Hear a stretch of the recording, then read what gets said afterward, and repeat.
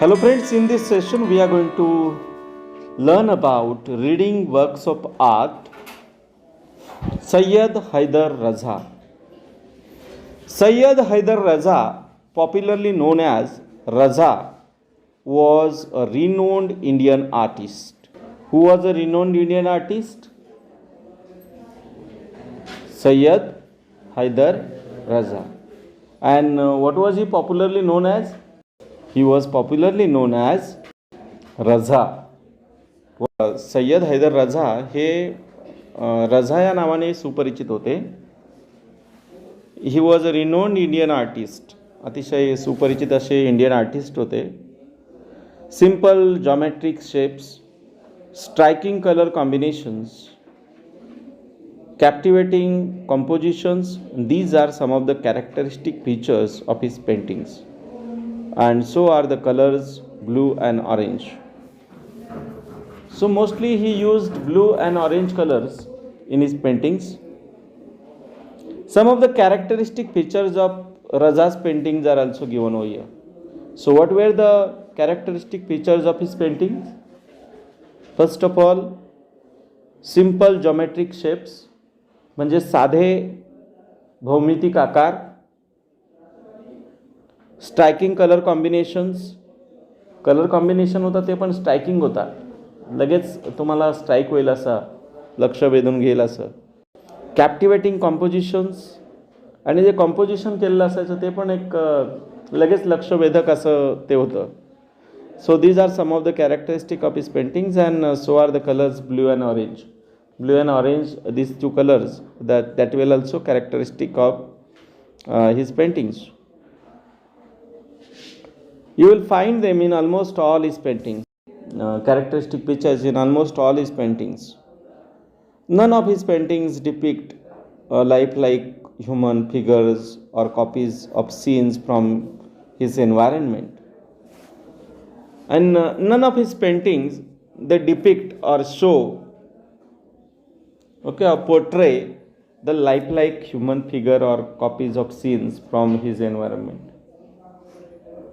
So no scenes, no scenery at all, and at the same time no human figures. So these were the remarkable things. Without these two things, the paintings would be, something different. His paintings belong to the abstract style of paintings. abstract म्हणजे अमूर्त. तर मूर्त असं काहीच नव्हतं, ते abstract होतं. Okay, अमूर्त स्टाईल होती त्याची पेंटिंगची. Such paintings are not inspired by any external factor. आणि या ज्या पेंटिंग्ज आहेत त्या कशाने म्हणजे बाहेरचे कोणत्याही घटकांनी त्या प्रभावित झालेल्या नव्हत्या.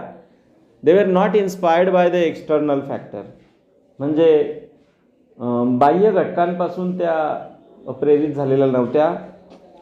तर they originate when the artist tries to peep into his inner mind. जेव्हा when the artist tries to peep into his own inner mind, that time these paintings come out. म्हणजे जेव्हा जो आर्टिस्ट आहे तो त्याच्या अंतर्मनात डोकावून पाहतो, तर तेव्हा ते अशी ती अंतर्मनातून स्प्रिंग होत असते ही कल्पना. They are made by arranging circles. आणि मग कशा बनवतात ह्या रझाच्या पेंटिंग, कशा बनवल्या जायच्या? They are made by arranging circles. Circles म्हणजे काय? गोल किंवा वर्तुळ जे असतात ते. ट्रायंगल्स, त्रिकोण. स्क्वेअर्स, चौकोन. रेक्टँगल्स, आयत. लाईन्स, रेषा. डॉट्स, बिंदू, टिंब. इन डिफरंट कंपोजिशन्स, वेगवेगळे असे कंपोजिशन्स असायचे ते. using effective techniques of applying paint, attractive color combinations, achieving balance in some places and creating imbalance in other places. बघा, नुसतं रेक्टँगल्स आणि शेप नव्हते, तर colour combinations were also remarkable. Attractive colour combinations, then applying techniques of applying paint, then achieving balance in some places and creating imbalance in other places. एका ठिकाणी समतोल साधणं, दुसऱ्या ठिकाणी असमतोल करणं. तर ह्या सगळ्या त्यांची हे युनिकनेस होती. म्हणजे त्यांचं ते एकमेव द्वितीय अशा पद्धतीचं ते त्यांच्या स्टाईल होती, अद्वितीय अशा पद्धतीची. रजा found his paintings through his study of Indian art and its heritage, cultural context and philosophy. Raza found his paintings through what? Through his study of Indian art, its heritage. त्यांनी कसला अभ्यास केला होता? इंडियन आर्टचा, भारतीय कलांचा अभ्यास केला होता.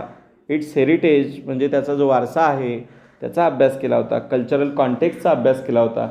हे सांस्कृतिक जो काय म्हणतो आपण संदर्भ जो आहे, आणि फिलॉसॉफी म्हणजे तत्त्वज्ञान. And his picture seem to radiate peace and life at the same time. आणि त्यांची जी पेंटिंग होती ते त्याच्यामध्ये रेडिएट व्हायचं. रेडिएट म्हणजे काय म्हणते ते असं बिंबित होत होतं.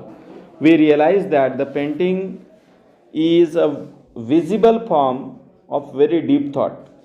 आणि आपल्याला असं लक्षात येईल, we realise that the painting is a visible form of very deep thought. खूप असे डीप असे विचार, खोलवर असे विचार त्याच्यामध्ये दडलेले होते. Very few abstract paintings communicate with the viewers as much as Raza's do. आणि फारच थोड्या अशा अमूर्त किंवा अबस्ट्रॅक्ट पेंटिंग जशा आहेत की त्या कम्युनिकेट करतात विथ द व्ह्युअर्स. म्हणजे आपण जर ते पेंटिंग बघू तर ते आपल्या जणू काही आपल्याशी त्या संवाद करतात पेंटिंग्स असं वाटतं. As much as Raza's do. आता याच्यामध्ये जो टेन्स आहे तर तो पण आपल्याला फार चांगल्या पद्धतीने लक्षात येईल की कशा पद्धतीने वाक्यरचना आहे. Raza was born in a small village in Madhya Pradesh. He was born in a small village. Where was that village? In Madhya Pradesh. He began to paint from the age of 12. तेव्हापासून पेंटिंग करायला सुरुवात केली. When did he start his painting? At the age of 12. He studied art at the Chitrakala Mahavidyalaya at Nagpur and then at the J school of art Mumbai. Where did he study the art? First of all चित्रकला महाविद्यालय Nagpur and then J school of art Mumbai, which is very famous for art. And later म्हणजे नंतर he went to France to study. Where did he go? He went to France. हा कोणता tense झाला बरं? Simple past tense. कशासाठी गेले ते फ्रान्सला? फ्रान्सला का गेले ते? To study what? आर्ट. कलेचं अधिक शिक्षण घेण्यासाठी ते फ्रान्सला गेले. After a few years he decided to settle in France. काही वर्षानंतर त्यांनी कुठे सेटल व्हायचं ठरवलं? फ्रान्समध्येच. His wife was French. His wife was French. He won many national and international awards. And Raza won many national and international awards. Especially, he was honored with all the 3 Padma Awards. What were the 3 Padma Awards? कोणकोणते होते Padma awards? Padmashri, Padma Bhushan आणि Padma Vibhushan. With all the awards and honors, his paintings were exploring a spiritual, metaphysical path. म्हणजे हे award जे होते याच्यासोबतच त्यांची जी painting होती, they were exploring the spiritual and metaphysical path. Gradually the bindu or point came to be the core of his paintings. Gradually म्हणजे slowly, हळूहळू काय झालं तर बिंदू जो होता किंवा जो पॉइंट होता, it came to be the core of his painting. Core म्हणजे काय? गाभा. त्याचा बेस काय बनलं? बिंदू. हे described his work in these words. आणि ते स्वतःचं काम जे आहे तर ते खालील शब्दांमध्ये व्यक्त करतात. काय म्हणतात ते? He says that my work is my on inner experience. an involvement with the mysteries of nature and form, which is expressed in color, line, space, and light. What did he say? My work is my own inner experience. माझं काम जे आहे ना, माझा स्वतःचा तो आंतरिक अनुभव आहे. An involvement with the mysteries of nature. आणि त्याचं ते इन्व्हॉल्वमेंट जे आहे, त्यांचा जो सहभाग आहे कशामध्ये, मिस्ट्रीज ऑफ नेचर, निसर्गाचं जे काय आहे, मिस्ट्रीज, रहस्य जे आहे, and form which is expressed in colour, की ते कशाच्या माध्यमातून व्यक्त होतं, निसर्गाचं रहस्य, colour, line, space and light. Colour, line, space and light. Sometimes an artist's thought appear to be too complex or even complicated when they are expressed through words. बऱ्याचदा काय होतं की आर्टिस्टचे जे विचार असतात, they appear to be too complex और even complicated. कलाकारांचे जे विचार असतात ना, ते खूप कॉम्प्लेक्स आपल्याला वाटतात, खूप कॉम्प्लिकेटेड वाटतात. When they are express through words, जेव्हा त्यांचं शब्दरूपाने आपण व्यक्त करतो तेव्हा. For him the effective medium of communication is his work. आणि ते मात्र शब्दरूप त्यांनी न देता ते काय म्हणतात, effective. What was the effective medium of his communication? His work. And what was his work? His paintings. त्यांना बोलायचं होतं ना, तर ते साध्या त्या पेंटिंगच्या माध्यमातून बोलायचे. ते असं सहज शब्दरूपाने नव्हते बोलत. आणि आर्टिस्टचं सगळ्यात महत्त्वाचं तेच लक्षण असतं ना. Raza had great creativity. Had म्हणजे होती, रझांकडे काय होती, ग्रेट क्रिएटिव्हिटी. खूपच चांगली त्यांच्याकडे नवनिर्मिती क्षमता होती. His paintings are very expressive. आणि त्यांच्या पेंटिंग ज्या आहेत त्या आर व्हेरी एक्सप्रेसिव्ह. एक्सप्रेसिव्ह म्हणजे काय, काहीतरी व्यक्त करतात. त्या बोलक्या पेंटिंग्ज आहेत त्यांच्या, काहीतरी सांगतात. This great artist passed away on 23rd of July 2016 at the age of 94.